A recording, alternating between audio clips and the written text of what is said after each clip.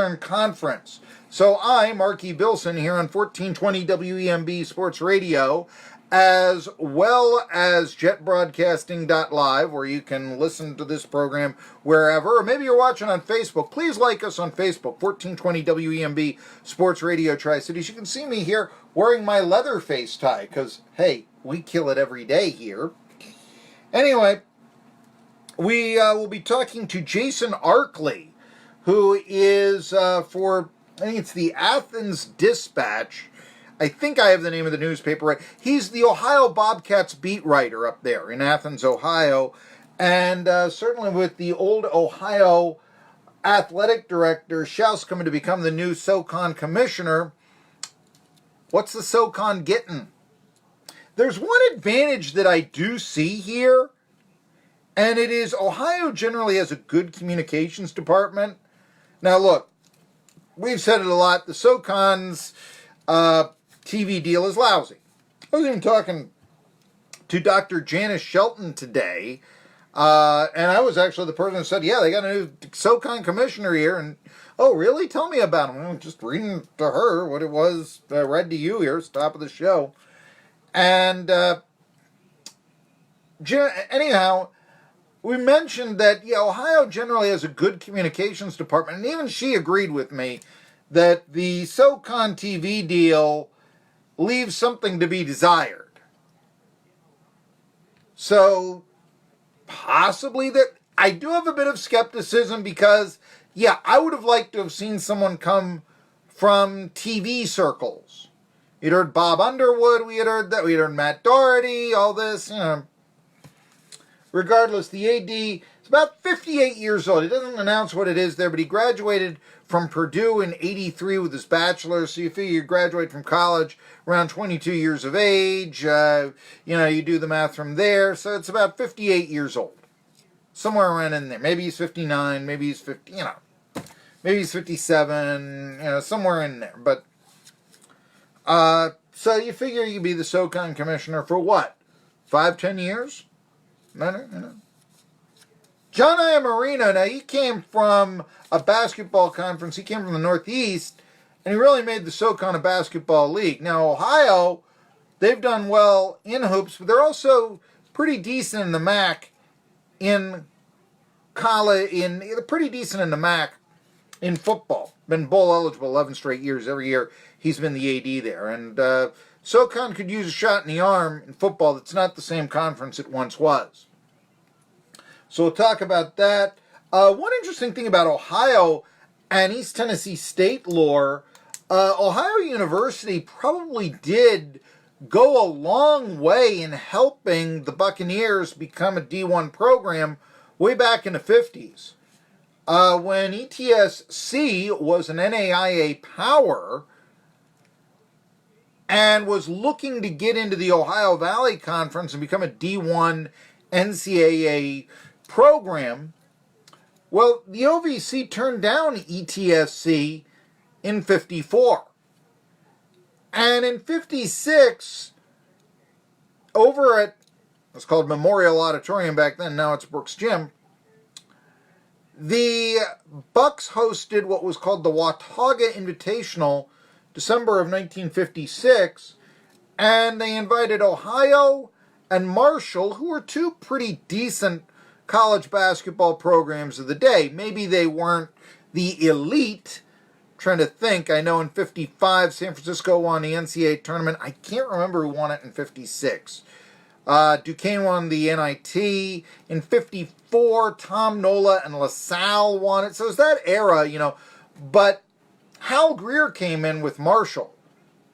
And I still haven't been able to verify this. He may have been the first African-American to play against ETSC. And I'm wondering if that was a big factor in ETSC at that time, now ETSU, but becoming D1.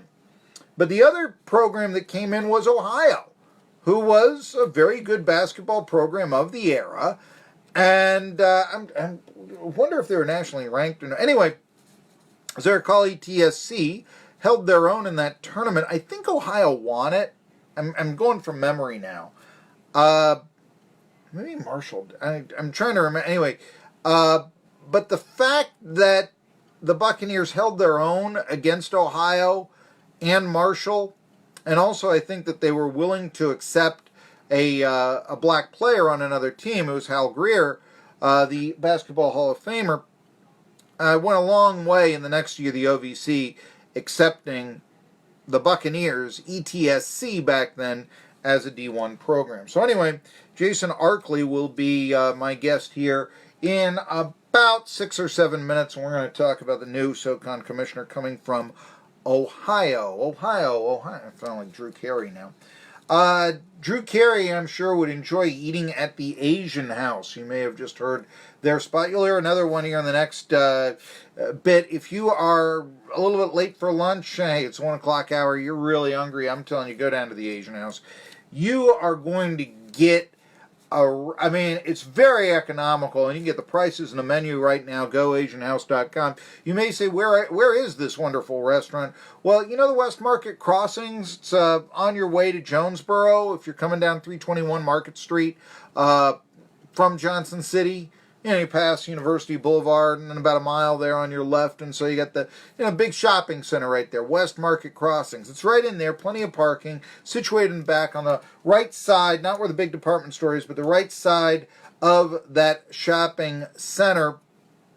And, in the general vicinity of where the car wash, the auto parts store, all that sort of stuff, not quite to where you're to Jonesboro and the used car dealers, but, where it is right there. Okay, so if you're coming from Jonesboro or Greenville and you're going to Johnson City and you're hungry and you're listening and you're saying, where in the world do I want to eat lunch? Why don't you go and stop in at Asian House? It's Asian House. It's not necessarily a Chinese restaurant. It's not necessarily a Japanese restaurant. It's both. And I'm telling you, a Japanese in a sushi for lunch, that keeps you going. It's got the high protein, the energy for fish, also with rice right there. That's not a bad lunch. Trust me on that. But they've also got the Japanese grill. They've also got the sashimi. So I've got to try that myself, see what that's like. I love Chinese food. Here's something else. They do catering. Check it out, GoAsianHouse.com. They're open today. They're open Tuesday through Sunday. Tom always takes real good care of you. And the thing about Thomas is that, think about this. If you're having a party or an event or something like that, thinking, how are you going to cater and all that? Chinese or Japanese. That's going to go over so well. You're going to be a little bit different. You're going to be good different. You're going to be stand out different.